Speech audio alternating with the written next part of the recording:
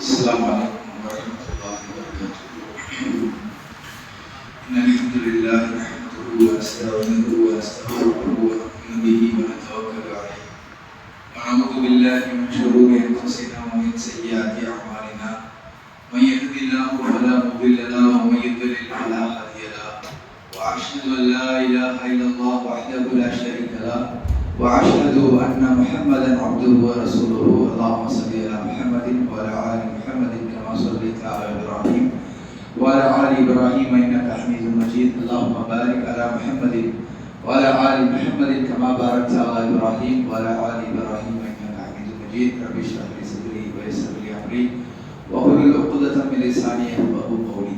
எல்லாம் வல்ல அல்லாஹ்வின் நல்லடியார்களே, இஸ்லாமிய சகோதரர்களே, சகோதரிகளே, தாய்மார்களே, பெரியவர்களே, அல்லாஹ்வுடைய அருளால் ரமலானுடைய மாதத்தில் நோன்பாளிகளாக இரவு தொழுகையை தொழுதுவிட்டு அல்லாஹ்வுடைய மார்க்க செய்திகளை தெரிந்து கொள்வதற்காக இங்கே நீங்களும் நாம் ஒன்று சென்றிருக்கிறோம். அல்லாஹ் இந்த அமர்வை ஏற்றுக்கொண்டு இதற்கான கூலிகளை இம்மையிலும் மறுமையிலும் தர வேண்டும் என்ற பிரார்த்தனையோடு தொடங்குகின்றேன். அன்பான சகோதர சகோதரிகளே, உலகியலும் இஸ்லாமிய வாழ்வியலும் என்கின்ற கருப்பொருளின் கீழ் சில செய்திகளை நேற்று முதல் தொடர்ந்து பார்த்து வருகிறோம். அந்த வரிசையில் நேற்று நாம் பார்த்தது எண்ணங்களின் அடிப்படையிலேயே நம்முடைய வாழ்க்கை அமைகின்றது. நாம் என்ன எண்ணுகின்றோமோ அதைத்தான் இறைவன் நமக்கு தருகின்றான். எதை நாம் சிந்திக்கின்றோமோ, எதை யோசிக்கின்றோமோ, எதை எண்ணத்தில் நாம் வைத்து ஓடிக்கொண்டே இருக்கிறோமோ அதை நோக்கித்தான் மனிதன் நகர்ந்து கொண்டிருக்கிறான். அதுதான் அவனுக்கு கிடைக்கும். அந்த எண்ணம் ஒரு பெண்ணை மனமுடிப்பதாக இருக்கலாம், ஒரு ஆணை மனமுடிப்பதாக இருக்கலாம், அல்லது ஒரு நாட்டிற்கு சென்று வாழ்வதாக இருக்கலாம், அல்லது ஒரு சொந்த வீட்டை கட்டுவதாக இருக்கலாம், அல்லது உயர்ந்த கல்வியை படித்து அதிகாரமிக்க பொறுப்புகளில் அமர்வதாக இருக்கலாம், ஒரு பெரிய கல்வி கூடத்தை தொடங்குவதாக இருக்கலாம். எதுவாக இருந்தாலும் அவன் என்ன எண்ணுகின்றானோ அதை நோக்கி அவன் பயணப்படுவான் என்கின்ற ஒரு தத்துவத்தை, உளவியல் தத்துவத்தை இப்படி இஸ்லாமிய வாழ்வில் இருக்கக்கூடிய மிக முக்கிய குர்ஆன் வசனங்களும் ஹதீஸ்களும் நமக்கு சொல்கின்றது என்பதனை நேற்று பார்த்தோம். அதுல நம்முடைய லட்சியத்தை, நம்முடைய இலக்கை, நம்ம வச்சிருக்கக்கூடிய கோல், இப்படியான விஷயங்களை நாம் அடைந்து கொள்வதற்கு இந்த தத்துவம் 4 அடிப்படைகளை சொல்கிறது. அந்த 4 அடிப்படைகளில் நாம் சரியான முறையில் நடந்து கொண்டோம் என்று சொன்னால் நிச்சயமாக அந்த எண்ணத்தை நாம் அடையலாம், அந்த எண்ணத்தை நம்ம அச்சீவ் பண்ணலாம் அப்படின்றத இது பார்த்தோம். அதுல ஃபர்ஸ்ட் 2 நம்ம பார்த்தோம். அந்த 2 என்னன்னு சொன்னா, ஃபர்ஸ்ட் கேட்க வேண்டும், ஆஸ்க் அப்படின்னு சொல்லுவாங்க. நம்ம கேட்கணும் அல்லாஹ்விடத்துல, மனிதர்களிடத்துல நாம் என்ன எண்ணுறோமோ, என்ன நமக்கு தேவையோ, நம்முடைய ஆசை என்னவோ, எதை நோக்கி நாம் சென்று கொண்டிருக்கிறோமோ அதை முதலில் கேட்க வேண்டும். அல்லாஹ்வே கேட்பதற்கு நமக்கு சொல்லுகிறான். ரப்பனா என்று தொடங்க கொண்டிருக்கிற துஆக்கள் அனைத்தும் அல்லாஹ்விடத்துல கேட்கக்கூடியதாகத்தான் இருக்கு. அதெல்லாம் அல்லாஹ் கேட்குமாறு பணிக்கின்றான். மனிதனுடைய உள்ளத்தில் அவருடைய ஆசைகளை, தேவைகளை எல்லாம் அறிந்து வைத்தவன். நீ கேட்டாதான் நான் கொடுப்பேன்ற அந்த தத்துவத்தை தான் அதை வச்சிருக்கான், அந்த விதியை தான் அதை வச்சிருக்கான். அதான் குர்ஆன்ல நிறைய வசனங்கள்ல அல்லாஹ் சுப்ஹானஹு வ தஆலா சொல்றான். அதுல நேற்று ஒரு வசனம் சூரா பக்கராவுடைய 186வது வசனத்துல கேட்பதையும் 2வது விதியான கேட்பது கிடைக்கும் என்ற நம்பிக்கையையும் ஒரே வசனத்துல அல்லாஹ் சொல்றான். அதனால அந்த வசனத்தை நம்ம கோட் பண்ணோம். 2 விதியையும் அல்லாஹ் ஒரே வசனத்துல, அந்த பக்கராவுடைய 186வது வசனத்துல நமக்கு சொல்லிடுறான். ஃபர்ஸ்ட் நம்ம கேட்கணும். அது மனிதர்களாக இருக்கட்டும், வேலை செய்யக்கூடிய இடங்களாக இருக்கட்டும், நண்பர்களாக இருக்கட்டும், நம்மை படைத்த ரப்பாக இருக்கட்டும், நம்முடைய தேவைகள் என்னமோ, யாரிடத்தில் எதை கேட்டால் நமக்கு கிடைக்குமோ அவரிடத்துல நம்ம கேட்க வேண்டும். 2வது கேட்டது எனக்கு கிடைக்கும் என்கின்ற நம்பிக்கை, ஆழமான நம்பிக்கை நமக்கு ஃபர்ஸ்ட் இருக்கணும். கேட்பது எனக்கு கிடைக்கும் என்கின்ற அந்த நம்பிக்கை, அந்த நம்பகத்தன்மை எனக்கு இருக்கணும். அது நம்ம தரானோ இல்லையோ, அது நம்ம கிடைக்கிறதோ இல்லையோ, இந்த நம்பகத்தன்மை நமக்குள் ஒரு நல்ல எண்ணத்தையும் நேர்மறை சிந்தனையையும் அதை நோக்கி போக வேண்டும் என்கின்ற அந்த ஓட்டத்தையும் அதை நம்ம தள்ளோம், நம்ம புஷ் பண்ணோம். அதான் அல்லாஹ் சுப்ஹானஹு வ தஆலா சொல்றான் பாருங்க, وَإِذَا سَأَلَكَ عِبَادِي عَنِّي فَإِنِّي قَرِيبٌ أُجِيبُ دَعْوَةَ الدَّاعِ إِذَا دَعَانِي فَلْيَسْتَجِيبُوا لِي وَلْيُؤْمِنُوا بِي لَعَلَّهُمْ يَرْشُدُونَ. நபியே, என்னுடைய அடியார்கள் என்னை பற்றி உம்மிடம் கேட்டார். என்னுடைய அடியார்கள் என்னை பற்றி, நான் யார் என்று உன்னிடம் கேட்டால் நிச்சயமாக நீங்கள் அவர்களிடம் சொல்லுங்கள், நான் அவர்களுக்கு சமீபமாக இருக்கிறேன், அவர்களுக்கு மிக அருகில் நான் இருக்கிறேன்.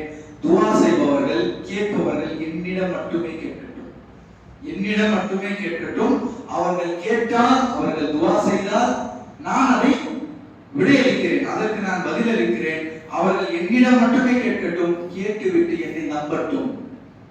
என்ன கேட்டாங்களோ அதில் என்ன நம்பட்டும், அப்பொழுது அவர்கள் நேர் வழி அடைவார்கள் என்று அல்லாஹ் சுப்ஹானஹு வ தஆலா சொல்வதை நம்ம பார்த்தோம். அப்ப கேட்கிறோம், கேட்கறது நம்ம கிடைக்கணும்ன்றதை நம்ம ஃபர்ஸ்ட் நம்பணும். மூணாவது நன்றி உணர்வோடு நம்ம இருக்கணும். மூணாவது தத்துவம் சொல்லக்கூடிய விஷயம் என்னன்னு சொன்னா நன்றி உணர்வு. அதை ஆங்கிலத்தில் பி கிரேட்ஃபுல் அப்படின்னு சொல்லுவாங்க. நன்றி உணர்வு ஒரு மனுஷனுக்கு வந்துருச்சுன்னு வைங்களேன், இந்த உலக வாழ்க்கை ரொம்ப நிம்மதியாக வந்துருக்கும்.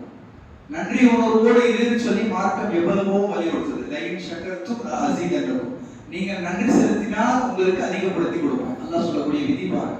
அல்லாஹ் இந்த உலகத்துல மனிதர்கள் மீது வைத்திருக்கக்கூடிய விதி என்னன்னு சொன்னா, நான் உனக்கு என்ன கொடுத்தனோ அது கொஞ்சமோ நிறைய அதான் தேவை, கொடுத்ததுக்கு நீ நன்றி செலுத்துறேன்னு சொன்னா நான் அதிகப்படுத்துவேன். இப்ப நம்ம வேலை செய்யற இடத்துலயே, நம்ம வியாபாரத்திலேயே, பொதுவாக கொடுக்கல் வாங்கலையே நமக்கு கீழே இருக்கக்கூடிய பணியாளர்களுக்கு நம்ம கொடுக்கக்கூடிய சம்பளத்துக்கு அவன் நல்லா வேலை செஞ்சா நம்ம என்ன செய்வோம், இன்னும் அதிகப்படுத்தி கொடுத்துருவோம்.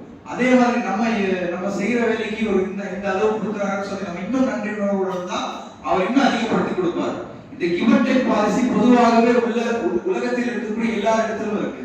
மனிதன் என்ன எதிர்பார்க்கறான்னு சொன்னா, நான் ஒரு மனைவிக்கு பராமரிக்க, உணவு கொடுக்குறேன், அவளை நல்ல முறையில பாத்துக்கிறேன், கணவனுக்கு பணிவிடைகள் செய்யறேன், கணவனுக்கு கட்டுப்படுறேன், அவருடைய குடும்பத்தை பராமரிக்கிறேன், அவருடைய எதிர்காலத்துக்காக பிள்ளைகளுக்காக உழைக்கிறேன்.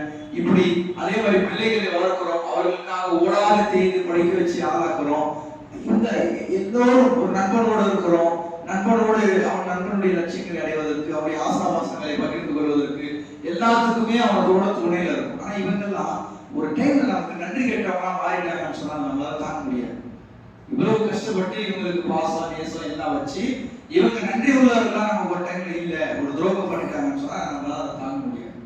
ஏன்னு சொன்னா அவங்க மேல வச்ச அந்த நம்பிக்கையை அவங்க பாடுபடுத்திடுறாங்க. அப்ப அது என்ன ஆகுதுன்னு சொன்னா, ஒரு மனிதனை சோகத்திற்கும், ஒரு மனிதனை துக்கத்திற்கும், ஒரு மனிதனை கவலைக்கும் தருது. முழுக்க அங்க உறவு அப்படியே பாடுபடுறத பார்க்கணும். இதுல இஸ்லாம் என்ன சொல்றதுன்னு சொன்னா, நீ செய்வது எதுவாக இருந்தாலும் அது அல்லாஹ்வுக்காக செய்யும் பொழுது, அவன் ஒரு துரோகத்தை அவனுக்கு செய்யும் பொழுது, ஒரு பிள்ளையோ, ஒரு மனைவியோ, ஒரு கணவனோ, ஒரு தாயோ, தந்தையோ, நண்பனோ, யாராக இருந்தாலும் அவர்கள் நீ எதிர்பார்த்த நன்றியை செலுத்தாத போது, உன்னுடைய நியத் அல்லாஹ்வுக்காக செய்கிறேன்னு இருந்தா அந்த துரோகமோ அந்த அவர்கள் உனக்கு கொடுத்த இழுக்கோ எந்தவித பாதிப்பையும் உனக்கு ஏற்படுத்தாது. ஏன்னு சொன்னா, நீ செஞ்சது அல்லாஹ்வுக்காக, இது நான் உங்களுக்காக செய்யல, உங்களுக்கு உணவு கொடுத்தது அல்லாஹ்வுக்காக, உங்களை பராமரித்தது அல்லாஹ் எனக்கு கட்டளை கொடுத்திருக்கிறான், உன்னோட நட்பு கொண்டது நான் அல்லாஹ்வுக்காக. அந்த சிந்தனை ஒரு மனிதனுக்கு வந்துருச்சுன்னு சொன்னா, யார் நமக்கு நன்றி செலுத்தினாலும் நன்றி செலுத்தினாலும் நமக்கு அது எந்தவித பாதிப்பையும் தராது. இன்னைக்கு நிறைய மன அழுத்தங்களுக்கு போகக்கூடிய காரணம் சொன்னா, உறவுகளால் ஏற்படக்கூடிய அந்த மனச்சிக்கல், உறவுகளால் ஏற்படக்கூடிய அந்த அவங்க நினைக்கிற மாதிரி இவங்க இல்லைன்னு இவன் நினைக்கிறது தான். நான் நினைக்கிற மாதிரி இவன் இல்லையே, நான் இப்படியோ நினைச்சிட்டேன், இவன் எனக்கு நன்றி உள்ளவனா இருப்பான்னு நான் நினைச்சிட்டேன், அப்படி இல்லைன்றதுனாலதான் வருது. இது ஒண்ணு. ரெண்டாவது, இந்த தத்துவம் என்ன சொல்றதுன்னு சொன்னா, யார் இடத்துல எப்படி நடந்துட்டாலும் பரவாயில்ல, நீ மனிதர்களிடம் நன்றி உள்ளவனாக இரு. நன்றி உள்ளவனாக, இந்த உலகத்தில் இருக்கக்கூடிய எல்லா படைப்புக்கும் நீ நன்றி உள்ளவனாக. எந்த அளவுக்குன்னு சொன்னா, உன்னுடைய எதிரி இருக்காம, உனக்கு பிடிக்காம, எப்ப பார்த்தாலும் உனக்கு தொல்லை கொடுக்கக்கூடிய உன்னுடைய எதிரிக்கும் நீ நன்றி உள்ளவனாக இருக்க. அவன் கொடுத்த ஒரு துரோகத்தால் அவன் உனக்கு அநீதி இழைத்ததன் காரணத்தினால் ஏதோ அதன் மூலம் ஒரு படிப்பினை உனக்கு கிடைத்திருக்கிறது, ஒரு எக்ஸ்பீரியன்ஸ் உனக்கு கிடைச்சிருக்கு. அவன் உனக்கு ஏதோ ஒரு தீங்கு செஞ்சுட்டா, அவன் அநீதி இழைச்சிட்டா கூட, இனிமேல் இவனை போன்றவர்களிடம் எப்படி நான் நடந்து கொள்ள வேண்டும் என்கிற படிப்பினை அவன் மூலமாக எனக்கு கிடைச்சிருக்கு. கரெக்ட் தானே? கரெக்ட் தானே? ஒருத்தன் எனக்கு துரோகம் செஞ்சுட்டான், ஒருத்தன் தப்பு செஞ்சுட்டான், நான் நினைச்ச மாதிரி அவன் இல்ல, அப்படியே என்னை ஏமாத்திட்டான் கூட, நம்ம உஷாராயிடும். அவனை மாதிரி இன்னொருத்தவன் தான் நம்ம ஏமாறாம இருப்போம். அந்த அனுபவத்தை எனக்கு கொடுத்தது யாருன்னா இவன். அதுக்கு நான் அவனுக்கு நன்றியோட இருப்பேன். அதனால ரசூலுல்லாஹி ஸல்லல்லாஹு அலைஹி வஸல்லம் அநீதி இழைத்தவனுக்கும் அநீதி இழைக்கப்பட்டவனுக்கும் நீ உதவி செய்யணும். அல்லாஹ்வுடைய தூதரே, அநீதி இழைக்கப்பட்டவனுக்கு உதவி செய்யலாம், ஓகே. அநீதி இழைத்தவனுக்கு நான் எப்படி உதவி செய்யறதுன்னு கேட்கும்போது, மீண்டும் அவனை அநீதி இழைக்காமல் அவனை நீ கையை பற்றுவதன் மூலம் நீ அவனுக்கு உதவி செய். இந்த உதவி செய்யறது என்ன சொல்ல வரான்னு சொன்னா, நீ அவனுக்கு நன்றி உள்ளவனாக, அவன் மீண்டும் அநீதி இழைக்காமல், வேறொருவருக்கு அநீதி இழைக்காமல் இருப்பதற்கு நீ அவனுக்கு நன்றி உள்ளவனாக, உதவி செய்யக்கூடியவனாக. அநீதி இழைக்கப்பட்டவனுக்கு நீ உதவி செய், நன்றி உள்ளவனாக. ஏன்? அவன் பாதிக்கப்பட்டிருக்கான். அப்ப இந்த உலகத்தில் இருக்கக்கூடிய ஒரு மரம், செடி, கொடி, இந்த தத்துவம் சொல்லுது, இந்த இருப்பு விதி தத்துவம் என்ன சொல்லுதுன்னு சொன்னா, இந்த உலகத்தில் இருக்கக்கூடிய மரம், செடி, கொடி எதுவாக இருந்தாலும் ஏதோ ஒரு வகையில் உன்னுடைய வாழ்க்கைக்கு அது உதவி செய்கிறது. உண்மைதானே? ஒரு மரம் இருக்கு, ஒரு செடி இருக்கு, நல்ல ஒரு காற்றை சுவாசிக்கிறோம்னு சொன்னா, அந்த மரத்தினாலே தானே நமக்கு நல்ல காற்றை சுவாசிக்கிறோம். சின்ன காகம் இருக்கு, ஒரு பறவை இருக்குன்னு சொன்னா அல்லாஹ் அதையும் இந்த உலகத்திலே ஒரு உயிரினமாக வைத்திருக்கிறான். ஏதோ ஒரு நன்மையை அதன் மூலம் நமக்கு தருகிறான்.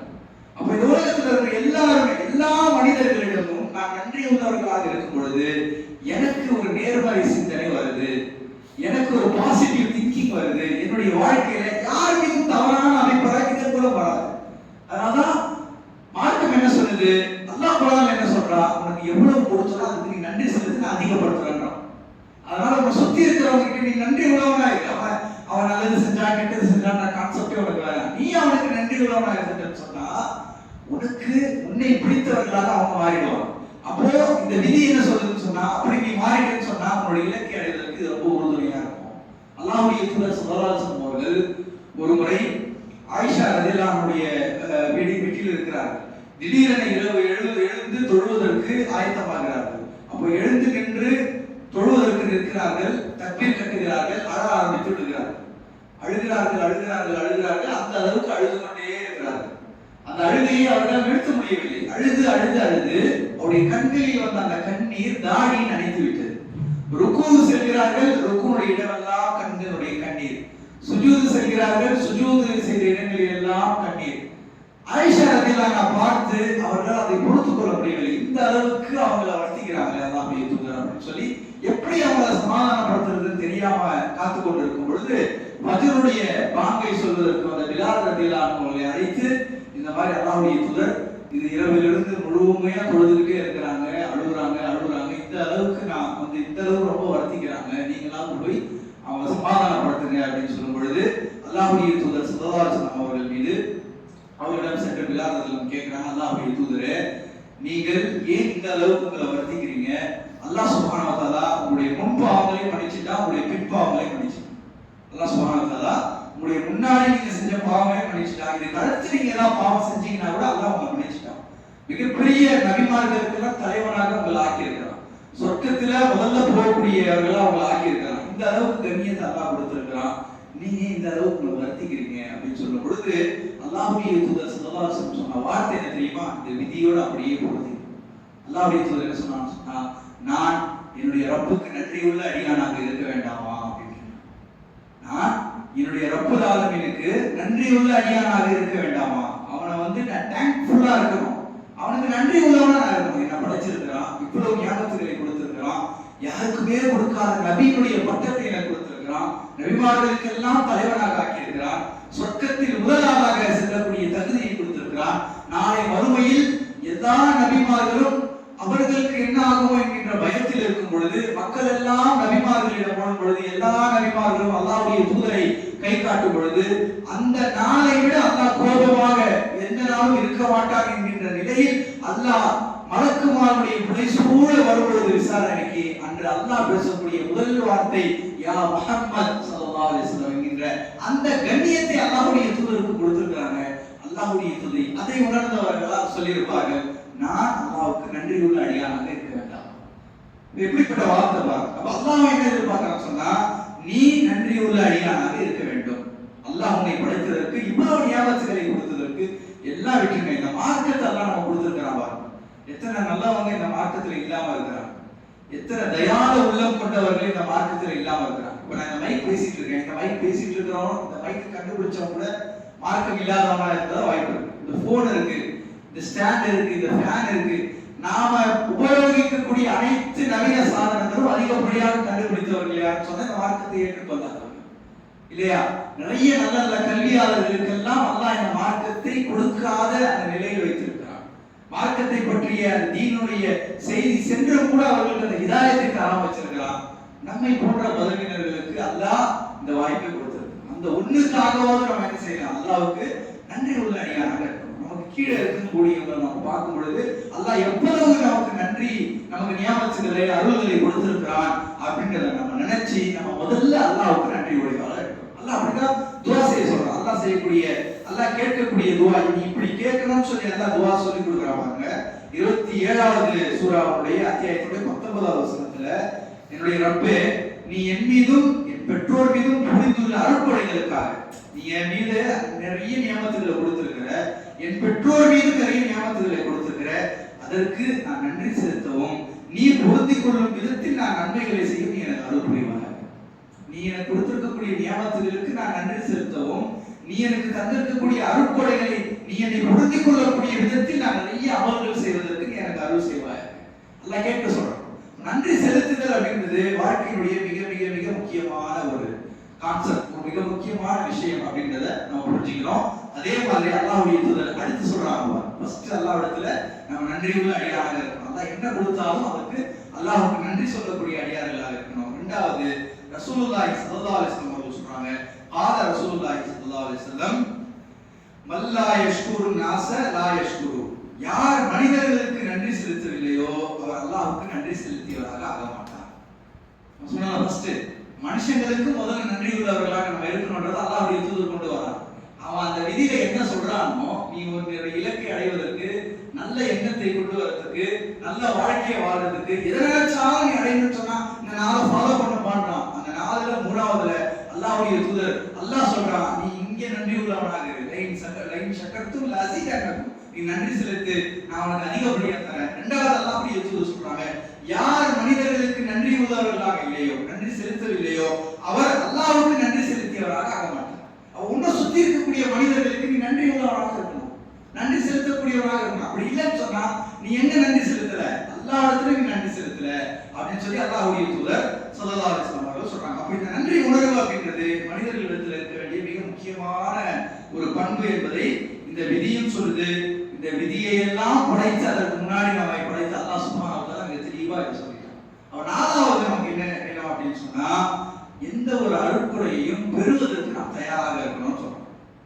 ஒரு அருட்கொடையை கேட்கிறோம், ஒரு இலக்கை அடைய வேண்டும் என்று ஆசைப்படுகிறோம், ஒரு விஷயத்துக்கு போகணும்னு நம்ம நினைக்கிறோம். அதற்கு நாலாவது சொல்லக்கூடிய விதி என்னன்னு சொன்னா, பெறுதல் என்கின்ற அந்த குணம் நம்மிடத்துல இருக்கணும், பெறக்கூடிய குணம் நம்மிடத்துல இருக்கணும். நமக்கு என்ன செஞ்சிடணும்னு சொன்னா, துவா கேட்கிறோம், கேட்டும் கிடைக்கும் நம்பிடுறோம், நம்பி நன்றி உள்ளவர்களாக இருக்கிறோம், அதை பெறுவதற்கு நான் தயாராக இருக்கிறேனா என்கின்ற அந்த பண்பு நம்மிடத்துல இருக்கா அப்படின்றத பார்க்கணும். இன்னைக்கு என்ன இல்லைன்னு சொன்னா, ஒரு விஷயத்தை யோசிக்கிறோம், ஆசைப்படுறோம், அதை பெறுவதற்கான ஆற்றலும் தகுதியும் எனக்கு இருக்குன்றத நான் நம்பல. அதை பெறுவதற்கான ஆற்றலும் தகுதியும் இருக்கு அப்படின்றத நான் நம்பல. ஒரு 10 கோடி ரூபாய் வேணும் எனக்கு, அந்த ஆசை இருக்கு, அதற்காக உழைக்கிறேன், துவா செய்யறேன், அது கிடைக்கும்னு நம்புறேன். ஆனா அது எனக்கு கிடைச்சிட்டா அதை எப்படி நான் யூஸ் பண்ணுவேன்ற அந்த திறமை என்கிட்ட இல்லைன்னு வச்சுக்கோங்களேன். அது எனக்கு கிடைச்சிட்டா அதை அனுபவிப்பதற்கும் அதை ஹேண்டில் பண்றதற்கான திறமை என்கிட்ட இருக்கு அப்படின்ற நம்பிக்கை நமக்கு இல்லை. அது இந்த விதி என்ன சொல்றதுன்னு சொன்னா, நீ உனக்கு என்ன வேணுமோ அதை பெறுவதற்கான தகுதியை நீ வளர்த்துக் கொள்ள வேண்டும், அதை பெறுவதற்கான ஆற்றல் உனக்கு இருப்பதாக நீ நம்ப வேண்டும் அப்படின்னு சொல்லுது. அதனால்தான் இந்த பெறுதல் ரிசீவ் பண்ணிக்கக்கூடிய அந்த ஆற்றல் நமக்கு இருக்கணும். அது வேணும்னு சொன்னா நம்ம என்ன செய்யணும், நாலாவதா நம்ம என்ன செய்யணும்னு சொன்னா காட்சிப்படுத்தி பார்க்கணும்னு சொல்றோம். காட்சிப்படுத்துதல், விஷுவலைசேஷன் அப்படின்னு சொல்லுவாங்க ஆங்கிலத்துல. இந்த விதியில குறிப்பா என்ன சொல்லுவாங்கன்னு சொன்னா விஷுவலைசேஷன் அப்படின்னு சொல்லுவாங்க. காட்சிப்படுத்தி பாருங்க, உங்களுக்கு என்ன வேணுமோ அதை நீங்கள் அடைவதாக காட்சிப்படுத்தி பாருங்கள். உங்களுக்கு என்ன வேணுமோ, உதாரணம் ஒரு மாணவர் இருக்கிறாரு, 10th படிக்கிறாரு, 9th படிக்கிறாரு. 9th படிக்கும் போதே ஒரு கோல் ஃபிக்ஸ் பண்ணிடுறாரு, நான் வந்து யூபிஎஸ்சி எக்ஸாம் எழுதி ஐஏஎஸ் ஆகணும்னு நினைச்சிருக்காரு. இப்ப இருந்து அவன் என்ன செய்யணும்னு சொன்னா, யூபிஎஸ்சி எக்ஸாம் எப்படி எழுதணும் அதை எழுதிட்டா நான் பாஸ் ஆகி ஐஏஎஸ் நான் ஆகிட்ட பிறகு நான் என்னெல்லாம் செய்வேன்னு சொல்லி இப்பவே அவர் காட்சிப்படுத்தி பார்க்கணும். ஒரு சொந்த வீடு பெரம்பூர்ல நீங்க வாங்கணும்னு சொன்னா வாங்கிட்டா நீங்க எப்படி இருக்க போறீங்கன்றதை இப்பவே நீங்க காட்சிப்படுத்தி பார்க்கணும். மறுமையில வெற்றி வேணும்னு சொன்னா மறுமை வெற்றி அடைந்தால் என் நிலை எப்படி இருக்கும்னு சொல்லி நீங்க காட்சிப்படுத்தி பார்க்கணும். சொர்க்கம் உங்களுக்கு வேண்டும் என்று சொன்னால், சொர்க்கத்தை நீங்க அடைந்து விட்டீர்கள் என்று சொன்னால் எப்படி இருப்பீங்க நீங்க காட்சிப்படுத்தி பார்க்கணும். நோயால் பாதிக்கப்பட்டிருக்கிறீர்கள், நோய் முழுவதும் எனக்கு இருக்கிறது, இந்த நோய் குணமே ஆகாது அப்படின்னு சொன்னா நீங்கள் எல்லா இடத்துல நோயை குணமாக்க துவா செய்ய வேண்டும். அந்த நோய் குணமாகும் என்று நம்ப வேண்டும். அந்த நோய் குணமாவதற்கு முன்னால் அல்லாஹ்வுக்கும் என்னை சுற்றி இருக்கக்கூடிய மக்களுக்கும் நன்றி செலுத்த வேண்டும். நான்காவதாக நோய் குணமாகும், அந்த குணத்தை பெறுவதற்கு நான் தயாராக இருக்கிறேன், அது பெற்றுவிட்டால் நான் எப்படி இருப்பேன் என்று காட்சிப்படுத்தும். அல்லாஹ்வுடைய தூதர் ஸல்லல்லாஹு அலைஹி வஸல்லம் அவர்கள் காட்சிப்படுத்தி இருக்கிறார். அல்லாஹ் சுப்ஹானஹு வ தஆலா காட்சிப்படுத்துவதற்கு நிறைய குர்ஆன் வசனங்களை நமக்கு சொல்லியிருக்காங்க. சொர்க்கத்தை பற்றி சொல்லும் பொழுது அல்லாஹ் நிறைய வசனங்களை அப்படிதான் சொல்றான். சொர்க்கத்தை பற்றி சொல்லும் பொழுது அல்லாஹ் சுப்ஹானஹு வ தஆலா சொல்லக்கூடிய வசனத்தை பாருங்க.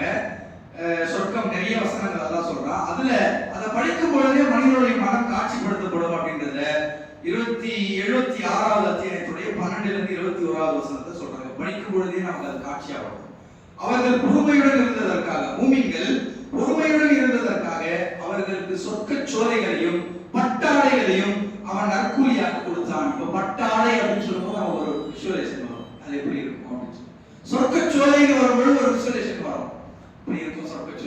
பட்டாடைகளையும் அவன் நற்கூலியாக கொடுத்தான் அப்படிங்கும் போது வரும்.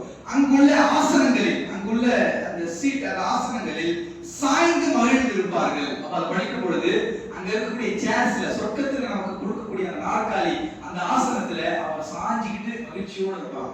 அப்போ ஒரு காட்சி ஓடுதான், நமக்கு ஒரு காட்சி ஓடுது. அடுத்து பாருங்க, சூரியனையோ கடும் குளிரையோ அவர்கள் அங்க காண மாட்டாங்க. வெப்பமும் இருக்காது, நடுங்கி போகக்கூடிய அளவு குளிரும் இருக்காது. ஒரு காட்சி வருதா அவர்களுக்குள்ள? அல்லாஹ் வந்து உனக்கு வேணும்னு சொன்னா நீ சிந்தின்றான், அதை காட்சிப்படுத்தி பாருங்க. அதை பார்க்கும்போது அதை நோக்கி நீ உந்தப்படுற, அதை நோக்கி நீ தள்ளப்படுற. அதை மேலும் பெறுவதற்காக உன்னுடைய உடலில் ஒரு ரசாயன மாற்றங்கள் ஏற்படுகிறது. உன்னுடைய செல்களும், உன்னுடைய ரோமங்களும், உன்னுடைய ரத்தமும், சதையும், உடலும் அதை நோக்கி உன்னை தள்ளுகிறது. அதான் அந்த விதி சொல்லுது. ஆனா அந்த விதிக்கு பதிலாவே அல்லாஹ் என்ன சொல்லிட்டான்? இந்த விதியை சொல்லிட்டான். நீ சொர்க்கம் பற்றி படிக்கும் பொழுது சூரியனையோ கடுங்குளிரையோ அதில் அவர்கள் காண மாட்டார்கள். மேலும் அதன் மர நிழல்கள் அவர்கள் மீது நெருங்கியதாக இருக்கும். மரத்துடைய நிழல் எப்படி இருக்குமா? அவங்க மேல அப்படி நெருங்கியதாக இருக்குமா? அடுத்து அதன் பழங்கள் மிக தாழ்வாக இருக்கும். ஒரு காட்சிப்படுத்துறோம் பாருங்க. ஒரு மரம் அதனுடைய மரத்தினுடைய நிழல் நம்ம மேல அப்படி நெருங்கியதா இருக்குமா?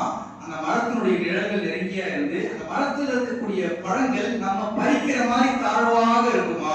அதே மாதிரி பானங்கள் வெள்ளி பாத்திரங்களையும் பளிங்கு கிண்ணங்களையும் கொண்டு அவர்கள் மீது சுற்றி கொண்டு வரப்படும். பானங்கள் இருக்கு இல்லையா, அங்க சாப்பிடக்கூடிய அந்த குளிர்பானங்கள் வெள்ளி பாத்திரங்களிலும் பளிங்கு கிண்ணங்களையும் கொண்டு அவர்கள் மீது சுற்றி கொண்டு வரப்படும். அவை பளிங்கல்ல, அது வெள்ளியினால் ஆனவை. பளிங்கை போன்ற தெளிவான கிண்ணங்கள், அவற்றை தக்க அளவாக அமைந்திருப்பார்கள். மேலும் அந்த சொர்க்கத்தில் சஞ்சபீல் என்று இஞ்சி கலந்த ஒரு கிண்ணத்தில் பானம் புகட்டப்படுவார்கள். சல்சபீல் என்ற பெயருடைய ஊற்று அங்கு இருக்கும்.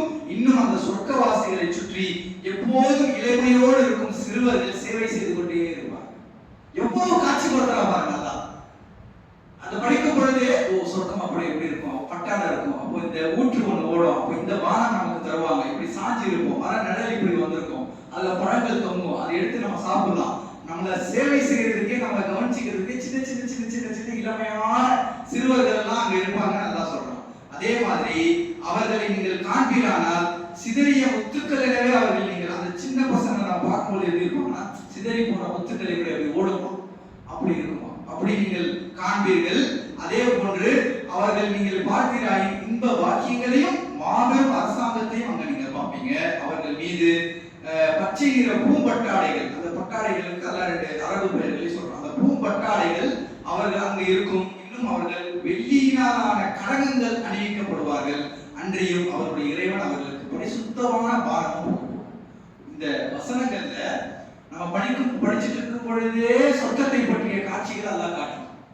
ஆனா நீ இவ்வளவு காட்சிப்படுத்துற, அல்லாஹ்வுடைய தூதர் சொல்றாங்க, சொர்க்கம் எந்த கண்ணும் பார்த்தீராத, எந்த காதும் கேட்டீராத, எந்த மனமும் இப்படி என்று நினைத்து பார்க்க முடியாத அளவுக்கு இருக்கும் அப்படின்றாங்க. ஒவ்வொருத்தருமே ஒவ்வொரு மாதிரி விஷுவலைஸ் பண்ணுவோம். ஆனா அது எப்படி இருக்குமா, இதை விடலாம் பாக்கியம் மிக்கதாக இருக்கும் அப்படின்றாங்க. அப்போ காட்சிப்படுத்துதல் அப்படின்றது நம்முடைய வாழ்க்கையில அன்றாடம் நாம் ஓதக்கூடிய குர்ஆனிலேயே அல்லாஹ் வலியுறுத்துறான். சொர்க்கம் வேணும்னா நீ அது எப்படி இருக்கும், நீ பண்ணி காட்சிப்படுத்தணும்னா அதை நோக்கி நீ உந்தப்படுவாய் அப்படின்றத அல்லாஹ்வுடைய தூதர் ஸல்லல்லாஹு அலைஹி வஸல்லம் அவர்கள் சொல்றாங்க. அதே மாதிரி ஒரு தடவை அல்லாஹ்வுடைய தூதர் ஸல்லல்லாஹு அலைஹி வஸல்லம் காலத்துல கந்தக் யுத்தம், அகழ் யுத்தம், எதிரிகள் எல்லாம் வந்து கொண்டிருக்கிறார்கள். அந்த தருணத்தில் பெரிய பெரும் பள்ளங்களை தோண்ட வேண்டும், மதீனாவை சுற்றி பெரும் பள்ளங்களை தோண்ட வேண்டும். அந்த டைம் எந்த மாதிரியான டைம்னு சொன்னா மிகப்பெரிய ஒரு வறுமையான காலம், வறுமை அதிகமாக இருந்தது. அந்த டைம்ல அல்லாஹ்வுடைய தூதருக்கும் அந்த மக்களுக்கும் வறுமை அதிகமாக இருந்தது. அந்த டைம் அந்த இரவு பகல் தோண்டும் பொழுது சஹாபாக்கள் எல்லாம் பசியினுடைய கொடுமையால் ஒரு கல்லை என்ன செஞ்சாங்க, கல்லு, ஒரு செங்கல் மாதிரி ஒரு கல்லை தன்னுடைய வயிற்றில் கட்டி கொண்டார்கள். படிச்சிருப்பீங்க வரலாறு. அல்லாஹ்வுடைய தூதர் என்ன சொன்னாங்கன்னு சொன்னா, சஹாபாக்கள் எல்லாம் ஒரு கல்லை கட்டிட்டு இருந்தாங்கன்னு சொன்னா, அல்லாஹ்வுடைய தூதர் 2 கல்லை கட்டிட்டு இருந்தாங்க.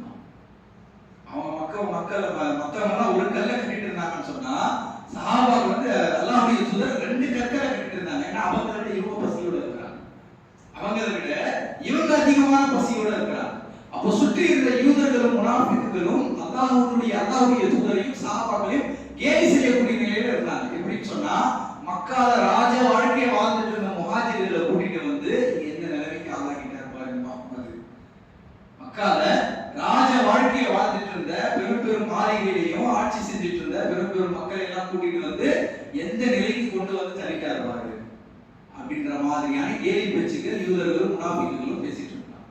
அப்போ சஹாபாக்கள் அந்த பள்ளத்தை தோண்டுவதற்காக அந்த ஆயுதங்களை கொண்டு அந்த கற்களை, இந்த பாரான் கற்களை அடித்துக் கொண்டிருக்கும் பொழுது ஒரே ஒரு பாறாங்கல் மட்டும் எவ்வளவு அடிச்சாலும் உடையவே இல்லை.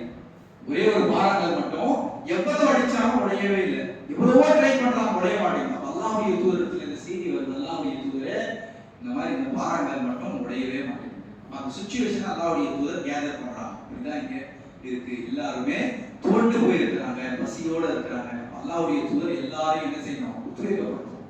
அல்லாஹ்வுடைய தூதர் அந்த ஆயுதத்தை வாங்கி இந்த பாறாங்கற்கள் மீது அடிக்கிறாங்க. அடிக்கும் போது சொல்றாங்க, ஒரு வார்த்தை சொல்றாங்க அல்லாஹ்வுடைய தூதர், ரோம் பாரசீகத்தினுடைய சாவிகள் என்னுடைய கைகளில் ஒப்படைக்கப்படுவதை நான் பார்க்கிறேன் அப்படின்னு சொல்லி அந்த பாறாங்கலின் மீது அடிக்கிறாங்க.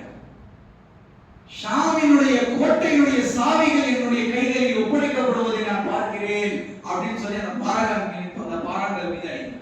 அந்த பாறாங்கல் உடையுது. அதை கேட்ட உடனே சஹாபாக்கள் எல்லாம் உத்வேகமாகிறாங்க. ஏன்? அல்லாஹ்வுடைய தூதர் சொன்னா அது வழியா தான் இருக்கும். அப்போ விரைவாக நாம் ஷாமில் போய் இஸ்லாமிய ஆட்சி நடத்த போகிறோம். பாரசீகத்திலும் எகிப்திலும் அல்லாஹ்வுடைய தீனுல் இஸ்லாம் ஆட்சி செலுத்தப்படுகிறது. அந்த கோட்டைகள் நம்மிடத்தில் ஒப்படைக்கப்படுகின்றன என்று அல்லாஹ்வுடைய தூதர் சொன்னவுடன் அதை நோக்கிதான் செல்வதற்காக இந்த கஷ்டமும் இருக்கிறது, இதை நாம் தாங்கிக் கொள்ளலாம் என்ற அந்த காட்சிப்படுத்துதலை அல்லாஹ்வுடைய தூதர் சஹாபாக்களுக்கு கடத்துறாங்க. அப்போ அல்லாஹ்வுடைய தூதர் சொல்லும் பொழுது அவங்களுக்கு அது வருதானே மைண்ட்ல. அதை கேட்ட முனாஃபிக்குகள் யூதர்கள் அடுத்த சாப்பாடு கூட வழி இல்லை இந்த முஹம்மது ஸல்லல்லாஹு அலைஹி வஸல்லம் அவங்களுக்கு. ஆனா என்ன பேசுறாரு பாருங்க, இவருக்கு யாருடைய கோட்டையுடைய சாவி கிடைக்குமா? ஷாமினுடைய பாரசீகத்தினுடைய அந்த டைம்ல ஷாமும் பாரசீகமும் தான் மிகப்பெரிய சாம்ராஜ்யமாக இருந்தது. அதனுடைய சாவி ஒரு கையில கிடைக்கப்படுமா?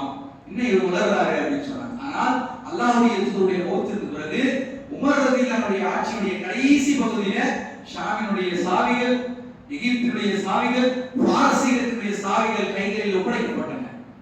ஏனென்று சொன்னால் அல்லாஹ்வுடைய தூதர் கொடுத்த அந்த காட்சிப்படுத்துதலை நோக்கி இந்த சஹாபாக்கள் நகர்ந்தார்கள். இந்த சஹாபாக்கள் போனாங்க அந்த இலக்கை நோக்கி. அப்போ அல்லாஹ் உமர் ரலியல்லாஹு காலத்துடைய கடைசியிலேயே இந்த இலக்கை அவர்கள் அடைந்ததை பார்க்க முடியும். இந்த அளவுக்கு அல்லாஹ்வுடைய தூதர் மக்களை உத்வேகப்படுத்துவதற்காக ஒரு விஷயத்தை நீ அடைய வேண்டுமா, நீ காட்சிப்படுத்திப்பார். அதை அடைந்தால் நீ எப்படி இருப்பாய் என்பதை யோசித்துப்பார். அதை அடைந்து விட்டால் நீ என்னவெல்லாம் அனுபவிப்பாய், என்னென்ன அருள்கள் எல்லாம் உனக்கு கிடைக்கும் என்பதை நீ யோசித்துப்பார். அதை அடைந்து விட்டால் உன்னுடைய வாழ்க்கை எப்படி மேம்படும் என்பதை நீ சிந்தித்துப்பார் அப்படின்னு சொல்லி அல்லாஹ்வுடைய தூதர் ஸல்லல்லாஹு அலைஹி வஸல்லம் அவர்கள் இந்த சம்பவத்தின் மூலம் நான் கொடுக்கிறேன். இதே மாதிரி இன்னொரு சம்பவம் பத்ர் போர் களத்துல நடக்குது. பத்ர் களத்துல தயாரா இருக்கிறாங்க, போர் நடந்துட்டு இருக்குது. அப்போ அல்லாஹ்வுடைய தூதர் வாக்குறுதி கொடுக்கிறாங்க, இந்த போரில் கலந்து கொண்டு அல்லாஹ்வுடைய பாதையில் உயிர் நீத்தவர்கள், ஷஹீதானவர்கள் வானங்களையும் பூமியை விட விசாலமான சொர்க்கத்தில் புகுவார்கள் அப்படின்றாங்க. அப்போ வானங்களும் பூமியை விட விசாலமானதா? ஒரு தோழர் கேட்கிறார், வானம் பூமியே இவ்வளவு பெருசா இருக்குது, கற்பனை பண்ணி பார்க்க முடியல. அவ்வளவு வானங்களையும் பூமியை விட விசாலமான சொர்க்கத்தை எல்லாம் எடுத்து தருவாங்க. இந்த போரில் கலந்து கொண்டு நான் மௌத்தானா? அல்லாஹ்வுடைய தூதர் சொல்றாங்க, ஆமா. நான் கலந்து கொண்டு மௌத்தானா அல்லாஹ் எனக்கு தருவானா? ஆமா அப்படின்றாங்க. அந்த தோழர் சொல்றாரு, நீங்க இப்படி சொன்னதற்கு பிறகு அவர் காட்சிப்படுத்தி பார்த்துட்டாரு, விஷுவலைஸ் பண்ணிட்டாரு. அது அல்லாஹ்வுடைய சொன்ன உடனே விஷுவலைஸ் பண்ணிட்டாரு. நீங்க இப்படி சொன்னதற்கு பிறகு இதோ கைகள்ல இருக்கிற இந்த பேச்ச பழம் இத சாப்பிட்டு முடிக்கக்கூடிய அளவு கூட இந்த உலகத்துல உயிர் வாழ்றதை நான் விரும்பல, பக் பக் அப்படின்னு சொல்லிட்டு அந்த பேச்ச பழத்தை தூக்கி போட்டுட்டு போர்க்களத்துக்கு போய் ஷஹீதாகிறாரு. அல்லாஹ்வுடைய தூதர் ஸல்லல்லாஹு அலைஹி வஸல்லம் சொன்ன அந்த வாக்குறுதியை கைப்பற்றுறார். அந்த அளவுக்கு அல்லாஹ்வுடைய தூதர் இந்த விதி சொல்லுது, நீ நல்லா இருக்கணும், நீ வாழணும், நீ பெரிய அளவுக்கு போனா இந்த நாளை ஃபாலோ பண்ண ஒண்ணு வேணாம். அல்லாஹ்வுடைய தூதர் சொன்ன குர்ஆனிலும் ஹதீஸிலும் எல்லா விதியும் இருக்குது. நான் ஏற்கனவே நேற்றைய வகுப்புல சொன்னேன், இதெல்லாம் படிச்சீங்கன்னா இதை பார்த்து தான் அவன் காப்பி பண்ணியிருக்கிறான்ற மாதிரி தோணும். உலகில் இருக்கக்கூடிய பெரும் பெரும் தத்துவங்கள் எல்லாம் குர்ஆனையும் ஹதீஸையும் பார்த்து அப்படியே காப்பி பண்ணி வச்ச மாதிரி இருப்பானா, நம்ம அந்த பார்வையில பார்க்கல, நம்ம அந்த பார்வையில அணுகல. நமக்கு கொடுக்கப்பட்ட இயற்கையான வாழ்க்கை முறையே, அல்லாஹ்வாலும் அல்லாஹ்வுடைய தூதராலும் நமக்கு கொடுக்கப்பட்ட இயற்கையான வாழ்க்கை முறையே அது ஒரு பாசிட்டிவ் அப்ரோச்சோடையும், ஒரு திங்கிங் நாலேஜோடையும், ஒரு இலக்கை நோக்கி பயணப்படுவதோடையும், ஒரு மகிழ்ச்சியான நிம்மதியான வாழ்க்கையை நோக்கி போகக்கூடிய அளவு தான் அல்லாஹ்வும் அல்லாஹ்வுடைய தூதரும் நமக்கு வைத்திருக்கிறார்கள் என்பதை இதன் மூலம் நமக்கு புரிய முடிகிறது. ஆனா நம்ம செய்யக்கூடிய வேலை என்ன சொன்னா, ரெண்டையும் உரசி பார்த்து மக்களுக்கு அதன் மூலமா நம்ம தீர்வு சொல்லிக்கணும் போயிடுச்சு. அவங்க அவேர்னஸ் வந்துடும். அந்த இப்படிதான் அங்க போறதெல்லாம் வேஸ்ட். இவ்வளவு இங்கே சொல்லப்பட்டிருக்கின்ற அந்த செய்தியை இந்த கோணத்துல சொல்ல வேண்டியதுதான் நம்ம வேலை. அப்போ இந்த கோணத்தில் புரிந்து அறிந்து செயல்படக்கூடிய மக்களாக நம்ம மாறணும். இன்ஷால்லா வரக்கூடிய அடுத்தடுத்த நாட்கள்ல இதே கான்செப்ட்ல வேறு மாதிரியான விஷயங்களை பேசக்கூடிய வாய்ப்புகள் நம்ம ஏற்படுத்தி பேசுவதற்கு முயற்சி செய்வோம். அல்லாஹ் சுப்ஹானஹு வ தஆலா இன்னைக்கு இந்த எண்ணம் என்கின்ற அந்த செய்தியில அல்லாஹ்வுடைய தூதர் சொன்ன செய்திகளை உளவியல் பார்வையோடு உரசி எந்த அளவுக்கு மார்க்கம் மேம்பட்டு இருக்குது, மார்க்கத்தை அல்லாஹ் எப்படி கட்டமைச்சு வச்சிருக்கிறான் அப்படின்ற செய்திகளை பார்த்து முடித்திருக்கிறோம். அல்லாஹ் சுப்ஹானஹு வ தஆலா கேட்டதையும் சொன்னதையும் ஏற்று நடக்கக்கூடிய நல்ல வாய்ப்பை எனக்கு உங்களுக்கு தந்தருவானாக. வாஹிரு தஅவானா அல்ஹம்துலில்லாஹி ரப்பில் ஆலமீன். அஸ்ஸலாமு அலைக்கும் வ ரஹ்மத்துல்லாஹி வ பரகாத்துஹு. சுப்ஹானக்கல்லாஹும்ம வ பிஹம்திக அஷ்ஹது அன் லா இலாஹா இல்லா அன்த அஸ்தக்ஃபிருக வ அத்தூபு